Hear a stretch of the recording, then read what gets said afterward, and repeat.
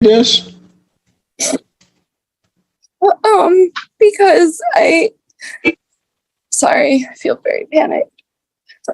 I felt that when the car was put in reverse, I interpreted that as being put in reverse to hit my partner that was outside of the car, and I didn't know what to do to defuse the situation. I was very scared, so I did do what I did, but I've never done anything like that in my life, and it wasn't intended to hurt. It was just intended to stop the situation, although now I realize it was not the right thing to do. Yeah, but the car wasn't moving when you took the swing, was it? The reverse lights were on, and I panicked. But was it moving? No, I thought it was going in reverse, though. It was very close to us, and he was between the two cars. Ma'am, in the time that all of that happened, had that been Miss Stewart's objective, she could have gone into reverse and caused great damage, right? Yes, I thought that's what was happening. I thought that's what was going to happen. Hold on a second. I'm sorry. While you're thinking about that happening, you had to exit a vehicle and get yourself up next to her vehicle and then take the swing, right? Yes, Your Honor. That's a lot of time, relatively speaking, isn't it? It didn't feel like it at the time, but yes. Well, it's a lot of time, given what you were trying to prevent, right? All of that could have occurred within the time frame that you got out, walked up to her vehicle and hit her, correct? Yes.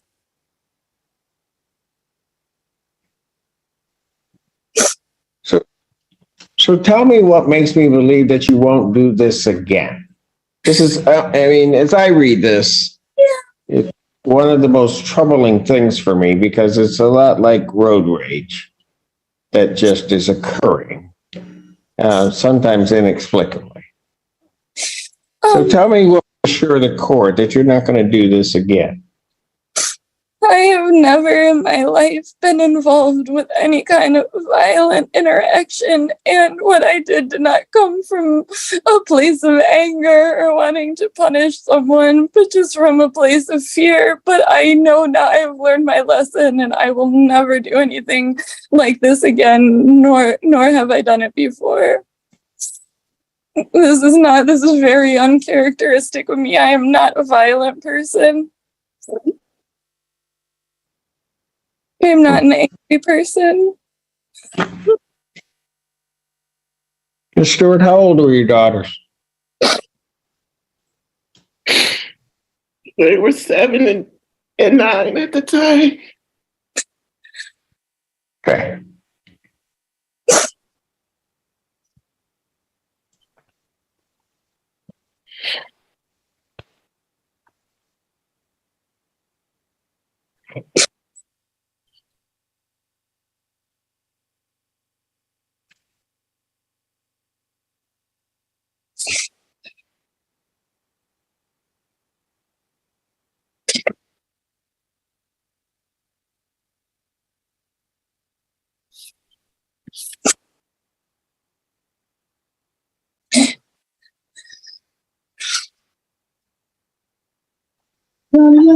See if she can. Ms. Fenby?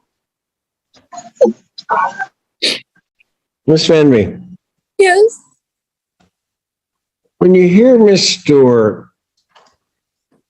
not so much talk about herself, but about the effects it had on her daughter, what comes to your mind?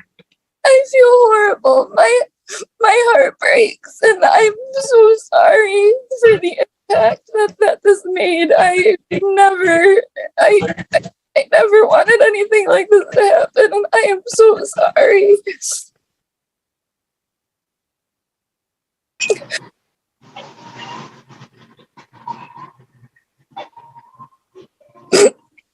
But what do you think about when you hear a mother talk about what her daughters are thinking? I feel very bad. I feel very remorseful, and it honestly breaks my heart. I would never want to have that impact on anyone, especially children, and I am so sorry.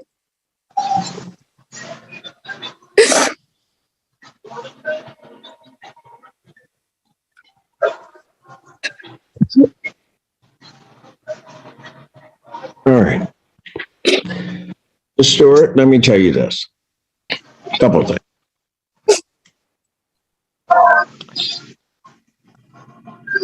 I don't believe that imposing jail at this point is the thing to do. Because I don't think, as I listen to you, I don't think that that's necessarily what you really want to have happen.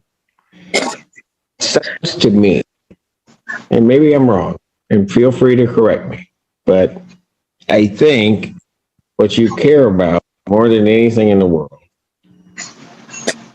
is not even the punch, not even any of that, but what your daughters think and what they think now going forth in the world. I think that's primary to you in everything. As I'm listening to you, I'm trying to decipher what you're telling me, and that's what I'm getting from it. Okay, and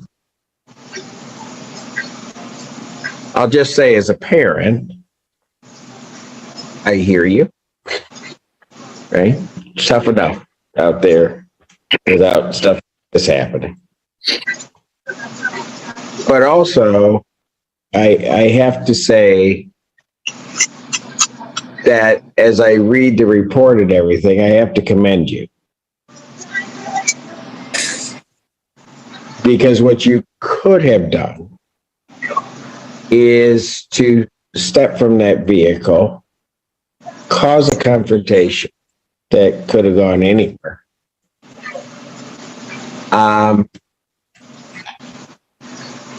And a lot of bad things could happen, right? But what you did is you got your family out of the way, went down, and you reported. Quite frankly, I don't think there's a greater lesson that you could have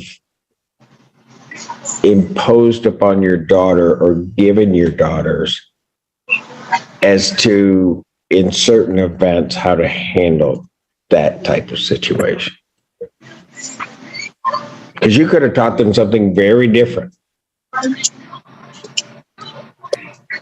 And so, like I said, I have to say, when I look at this, I commend you. I've been sitting here a long time, and I see these incidents, something like this, and they just escalate into things that we can't even imagine that it even started the way that it did, and then it turns into whatever. Okay. But I also don't think that jail time is it. I would like to because say, I don't. I did Go explain. ahead. I did explain to my daughters what. So me, of my request is requests from my daughters, and then me explaining what the possibility of what the sentencing would be, and I did talk to them about what probation was offering. And as my daughters, who is now 14 and 12, from the words of their mouths, they said, "That's it. That's all she would get." No, I understand. So I'm just saying, and so yes, I am here fighting for what my daughters would want, or what the words they said to me. So I know how things are, but in their head and what they interpret and what they see, and what they saw and what I think they think what they feel the law or what bad people do, or think what's supposed to do, I think that they won't get it. They won't get it. they won't understand. They may. They may. I think that kids are a whole lot. As they get older, over time, but I think, I just think as two young African American girls who see a Caucasian woman assault a Black woman, they see what they are seeing in this world. And they said, that's it. Is that it? So I'm here because I am fighting for them. I am fighting for them. What they think should I understand that. But ma'am, let me just tell you this. Yeah. And since you broke it down and brought it up, I was raised by a Black woman. I understand. And I understand how I'd feel if that was my mother being hit. But I also understand what our sense of justice is and what really has to happen. And quite frankly, despite what they may want, as parents raising kids in this world, we don't teach them about what the ultimate thing may be, but we teach them about what the right thing is. And sometimes what we have to do, despite all of the other things that are going on out there in the world, we have to have them understand what may be true justice. Just because something else is happening to somebody else or something is happening in a particular way, that doesn't mean doing X on this end is the right thing. Because I think that way, quite frankly, that's how our kids get in a lot of trouble.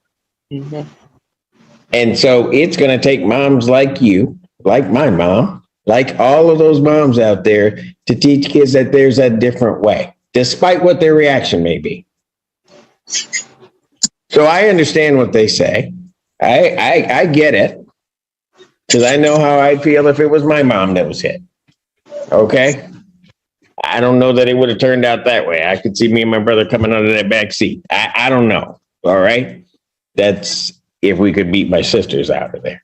So I get it. But I think they need to be shown that there's also a better way. And that certain things aren't going to happen the way that they want. I will just say also, in a moment of levity, having raised a daughter and also having my niece, that while I appreciate their thought process in it, I don't know that I'm going to be taking sentencing advice from 14-year-olds. I just, because they have their own way of thinking about the world. I mean, I appreciate their view, but no, we let them run the world. We're all going to be in trouble. But anyway, all right. So here's what I'm going to do, though. And Ms. Polera, I'm going to increase the probationary term. So I'm going to order one other thing. Instead of the 12 months probation, I'm going to send it be placed 24 months probation. She used to pay the $555 fines and court costs.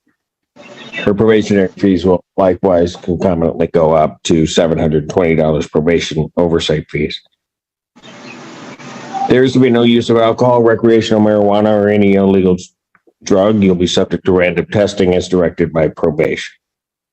You are to complete an anger management class within 60 days.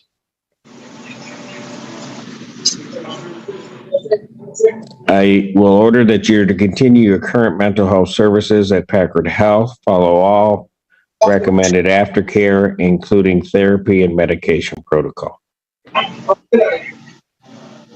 There is to be no contact with Karma Stewart or her family, directly or indirectly. Do you understand that, ma'am? Yes, Your Honor. There's to be no assaultive, threatening, intimidating behavior on your part. You are not to possess any weapons, firearms, ammunition, or anything fashioned to be a weapon. I will order 93 days in jail. I will suspend that jail. I'm going to add a term other than the increase in probationary time and the like. And that is, well,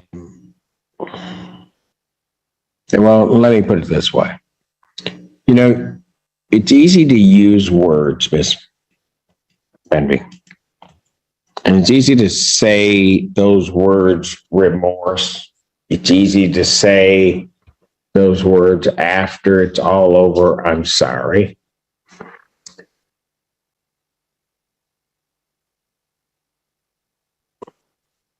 But one always has to wonder whether or not you mean it. I realize when people get before me, they say that all the time, and I have to sort out whether or not they really mean it. So, Ms. Valera, and you know, the other thing, Ms. Manry, I'll just say this. You're telling me that you understand it and that you feel bad about it. Bad doesn't really cover it. You sound, okay, well, you sound like an articulate person to me. So I'm going to reserve the court's right and jurisdiction to impose jail term during this probationary term. But here's what you're going to do. You're going to write 2 letters of apology. The first letter of apology is going to be to Miss Stewart. And I'm going to see whether or not you truly are remorseful. That letter of apology is to be given to probation. I don't want you to have any contact with Miss Stewart. And so that's the first letter. Okay. You understand that? I do. I wrote it down, yes. And I will be, Ms. Wendy, so that you understand, I'll be reviewing those letters. So I'm going to be the one to see if there's remorse there. So you're going to write that to Miss Stewart. But then the other thing you're going to do, and in a separate letter, because I think that there are separate issues that if you were really hearing what Miss Stewart said and not just giving lip service to it, and you don't need their names, I don't want you to have their names, they're minors. You're going to write a letter of apology to the daughters.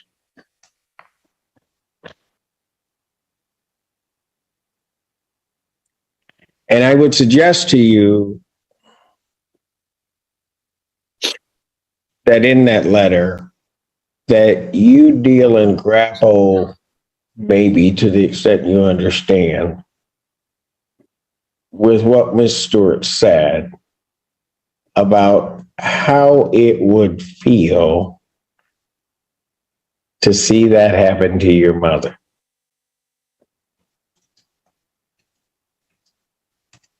Because, see, I don't consider myself a violent person, but I know what me and my siblings would have done. I can just tell you. Because that would have been just a mess at Starbucks if it were my family. And that's why I give Ms. Stewart all the credit in the world. But I want to see those, and then I will make a determination as to whether or not I will impose any jail time on the 93 that I've suspended. Everybody understand that? I so appreciate that. Thank you. In the end, this case became much bigger than a single punch. It was about fear, consequences, and the impact our actions have on others, especially children. The defendant admitted her actions were wrong and expressed deep remorse, while the victim emphasized the emotional effect the incident had on her daughters. The judge recognized both perspectives and chose accountability over immediate imprisonment. Instead of jail, he imposed extended probation, counseling, anger management classes, and heartfelt letters of apology to both the victim and her daughters. The judge's final message was powerful. True justice is not always about punishment. It's about taking responsibility, learning from mistakes, and teaching future generations that there is a better way to respond to conflict.